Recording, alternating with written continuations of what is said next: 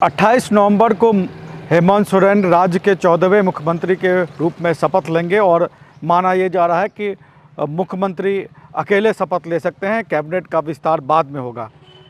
अमूमन जब भी ऐसी शपथ ग्रहण होता है, हमने देखा हेमंत सोरेन जब पिछली बार मुख्यमंत्री बने थे उनका, या चंपई सोरेन जब मुख्यमंत्री बने उस समय, कि उनके साथ कैबिनेट के कुछ सदस्यों ने शपथ ली। लेकिन इस बार लगता है कि इस तरीके से शपथ ग्रहण नहीं होने वाला। मुख्यमंत्री अकेले शपथ लेंगे, क्योंकि जो उनके सहयोगी दल हैं उनके अंदर सीटों को लेकर कि कैबिनेट में कौन मंत्री बनेगा उसको लेकर भी पेच फंसा हुआ है। ख़ास तौर पे पेच माले के दावेदारी को लेकर फंस गया है।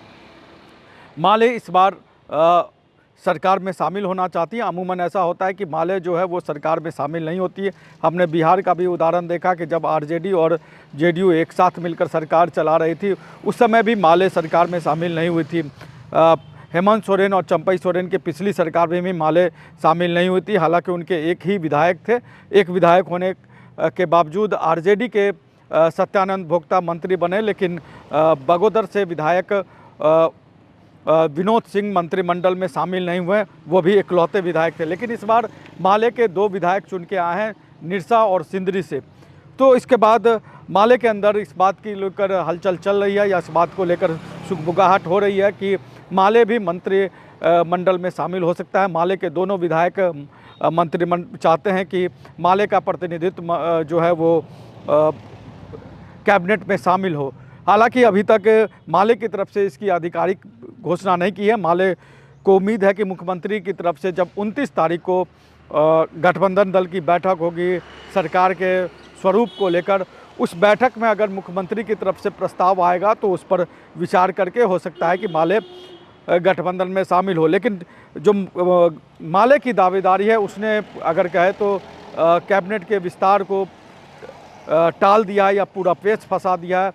दूसरी तरफ कांग्रेस पार्टी है। कांग्रेस पार्टी की तरफ से भी कौन मंत्री बनेगा या किसको कौन सा नया सदस्य मंत्री बनेगा, इसको लेकर पेच फंसा हुआ है। झारखंड मुक्ति मोर्चा के अंदर भी पेच फंसा हुआ है, क्योंकि इस बार 4 नए मंत्री के पद हो सकते हैं, क्योंकि 3 मंत्री चुनाव हार गए और एक मंत्री जिन्होंने चुनाव नहीं लड़ा, सत्यानंद भोक्ता चुनाव नहीं लड़े, उनकी बहू चुनाव लड़ी, हार गई।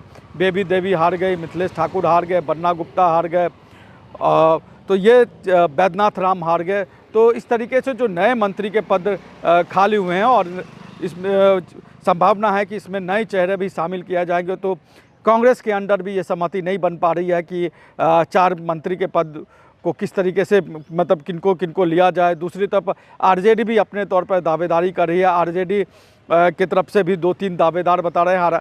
आरजेडी के 4 सदस्य विधानसभा में पहुंचे हैं, और उस हिसाब से आरजेडी के कोटे में 1 मंत्री का पद बनता है। तो इस हिसाब से आरजेडी के अंदर भी इस बात को लेकर सहमति नहीं बन पाया है। कांग्रेस के अंदर जो है जितने भी विधायक हैं वो लगातार दिल्ली दौरे पर हैं और अपनी अपनी लॉबिंग कर रहे हैं। माना यह जा रहा है कि जो हमारे पास सूत्रों के हिसाब से जानकारी है, उसके हिसाब से दीपिका पांडे सिंह एक बार फिर से मंत्री बन सकती हैं 6 महीने के लिए। जब हेमंत सोरेन दोबारा मुख्यमंत्री बने तो उनको मंत्रिमंडल में शामिल किया गया था। दूसरी तरफ रामेश्वर उरांव आदिवासी चेहरे हैं, लोहरदगा से एक बार फिर जीत के आए हैं, वो भी मंत्री बनाए जा सकते हैं। तीसरा नाम जो चल रहा है, चूँकि बन्ना गुप्ता चुनाव हार गए हैं, तो तीसरा नाम इरफान अंसारी का चल रहा है, जो पिछली बार हेमंत सोरेन के कैबिनेट में शामिल थे। चौथा नाम कौन हो, उसको लेकर भी तमाम तरह के दावेदारियाँ हैं। अनूप सिंह का नाम चल रहा है, श्वेता सिंह का नाम चल रहा है। अगर ये माना जाएगा कि सवर्ण जाति से किसी एक को लिया जाएगा तो उसमें अनूप सिंह और श्वेता सिंह दोनों का नाम चल रहा है। अगर आदिवासी चेहरे के रूप में देखा जाए तो उसमें नमन विकसल को गाड़ी का नाम भी चल रहा है। तो कांग्रेस के अंदर चौथा मंत्री कौन हो, उसको लेकर खींचतान जारी है। आरजेडी के अंदर जो है वो दोनों संजय यादव गोड्डा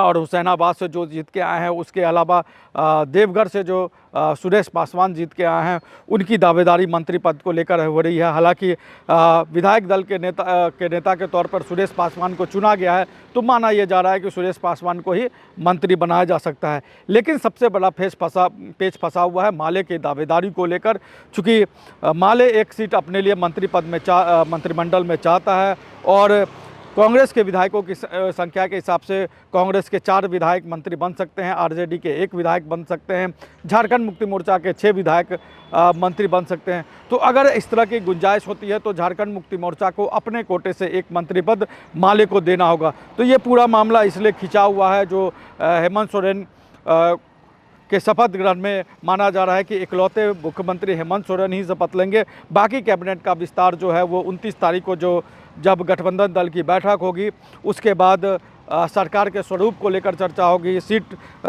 मंत्री पद को लेकर चर्चा होगी कि किस गठबंधन को कितना मंत्री का पद देना है, कौन सा पोर्टफोलियो देना है, इन सब बातों पर चर्चा होगी। उसके बाद पूरी तौर पे कहा जा सकता है कि सरकार का स्वरूप सामने आ सकता है। तो झारखंड के तमाम राजनीतिक अपडेट के साथ हम आपके सामने यूं ही आते रहेंगे। आप हमारे चैनल को लाइक करिए, सब्सक्राइब करिए, कमेंट जरूर करिए। नमस्कार, जोहार।